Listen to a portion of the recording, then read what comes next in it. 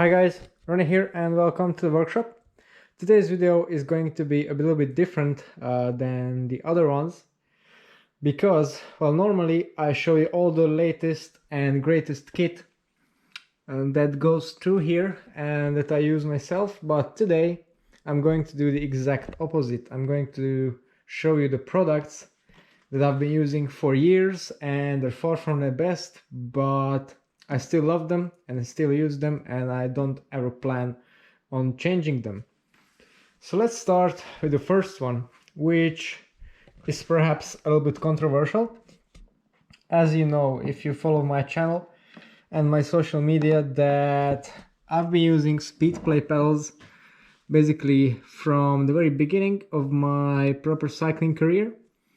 And I have a couple of pairs on my bikes, so I have speed play arrows on both the time trial and road bikes, which have been around with me since 2016, end of 2015 basically. So years and years and years, and probably more than 100,000 kilometers between them. Still, they work pretty much as new, with one exception. I had to change the bow ties. I made a video about this earlier because they tend to wear out a little bit. So on both pairs they're now made out of titanium. They're a product of a French company called Dulite.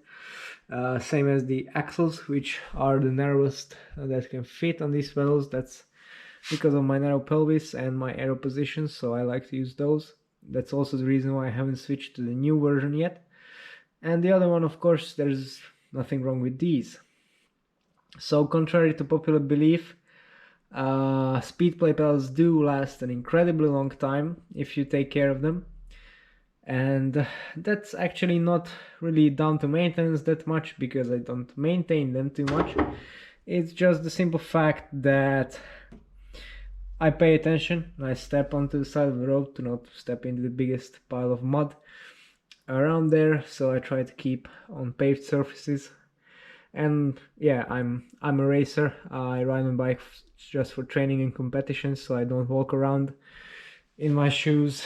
And yeah, because of that, I managed to keep them in nice condition, even with all these miles in.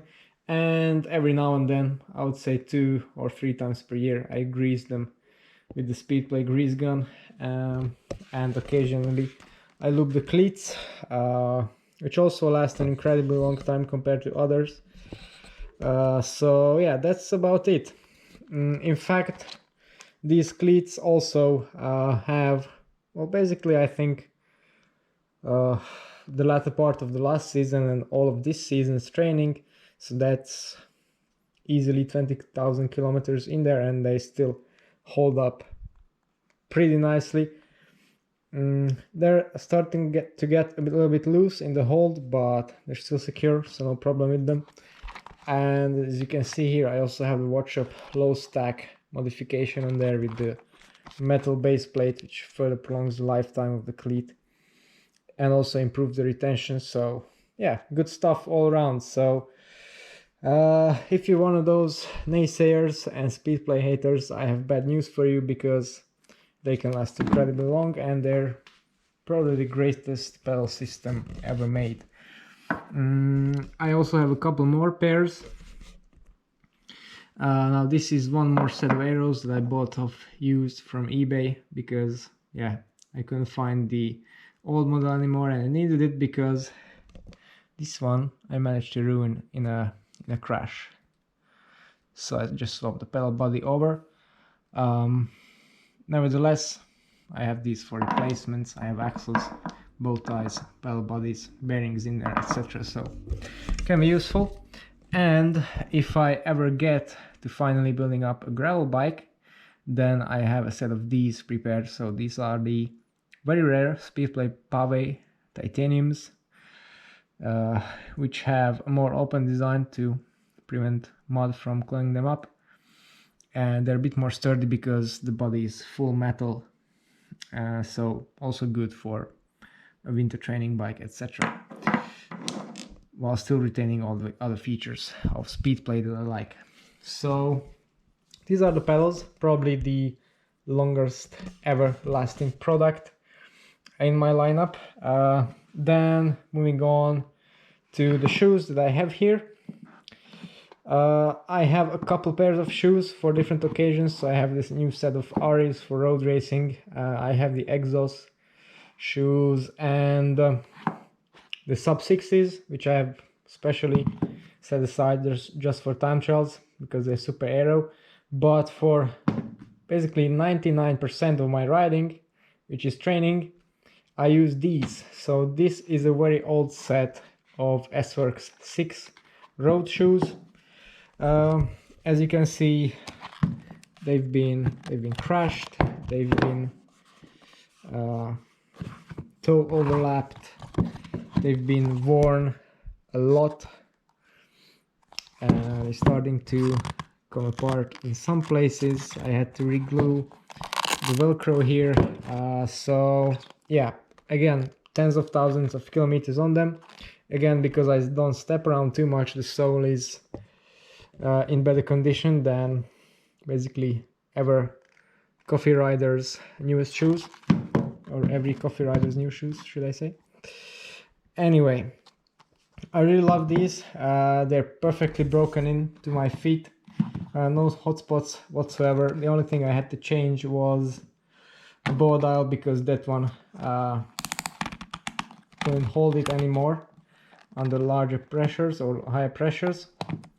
And this one is also the new one that got damaged in the crash, so that's a bit of a pity, but other than that, still holding up just fine. And I'm planning on riding these until they literally fall apart and are no longer usable because I love them. And after that, I'm going to replace them with black Aris, which I already have lined up on the shelf. So yeah, until that day comes, we have these for training. Then another thing that riders tend to change quite often with fashion are sunglasses, just like shoes. Well, not me.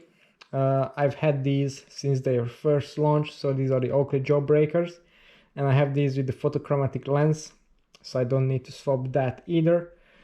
And again, I've had this since the very beginning of my cycling career, 2015-16, and they don't really show that. Actually, I try to keep them nice and clean, and the good thing is, even though I've dropped them a couple of times already, they have this very ingenious design of this outer lip of the frame that prevents the glass from scratching it, even if you're dumb and you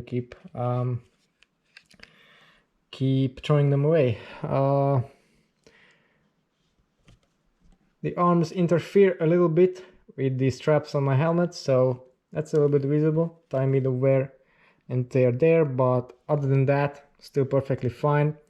And I'm not planning to change these anytime soon, unless they get destroyed or something, because I have tried some others, but yeah, none of them really fit me like these. So yeah, definitely an excellent product that I can recommend. Then another piece of clothing. I brought just this one, but it applies to all of the no pins Skinsuits that I have. Now this is the design that we got last year. For this year we have a new one that I'm going to reveal soon on my Instagram, and you'll be able to buy that. A ton of people have been asking me about this. But anyway, back to this one. This is a model that I got in February last year, and I've been riding the hell out of it, and all of the other ones that I have since then. So hundreds of hours, hundreds of times being washed, and they still hold up remarkably, particularly if you consider that this is originally or supposedly a lightweight piece of racing clothing. But I train in these because I hate separate bibs and shorts. So yeah, the grippers are still in place, no excessive stretch, no excessive wear, no seams coming off, even though I really wasn't too careful with these. In the other one I've also crashed, and it also held up pretty well, could be repaired. The material still it has stretched a bit, but nothing too serious. Also there are some marks here visible from the use, but yeah, if you consider how much this has been used, then definitely big thumbs up for the durability of something that's not even supposed to be durable, being race only kits. So really happy with that. And then let's go on to the bikes a little bit. So again, if you watch my videos regularly, then you know that oils are not something that I use here in the workshop. No chain lube is allowed inside here, because for the purpose of lubricating my chains and most of my clients' chains, I use and have been using molten speed wax, again since around 2016, when I started to take cycling seriously. And really, I can't ever see myself or anyone else that I know going back to oil-based lubricants, because it just doesn't make any sense whatsoever, particularly now that we have some great so-called top-up options which can prolong the lifespan of your chain wax, so we don't need to take your chain off that often and hot wax it. So yeah, that's definitely a thing that I talk about a lot, but I really think it's worth it. I'm going to share this idea even more until you get tired of it and finally try it for yourself. Yeah, so that's chain wax, a bit of a more of a general product recommendation, but molten speed wax started it basically. Now there are some other good options as well. Yeah, so these were the 5 products that I had in mind, which I have been using forever and will continue using for just as long. And one other bonus product that I would like to mention here is my saddle. Now, I'm not really a picky person when it comes to saddles, but I really get on well with the S-Works Power, as a lot of people do. And while this is the newest mirror version that I've just installed recently, I began with the regular version, with the regular padded version, then with the Mimic version, which is original for women, but I really liked it. Now I have this one, which is just magic, really. So yeah, S-Works Power saddle range, also big thumbs up, and not something that I can see myself stop using anytime soon. Okay, so that's pretty much all I have to say about these. Hopefully I'll guide you through some good purchases for yourself. And if you want to see the latest and greatest stuff that I show in my other videos, then make sure to subscribe on the channel and keep the notifications on. Thanks for watching, and see you next time.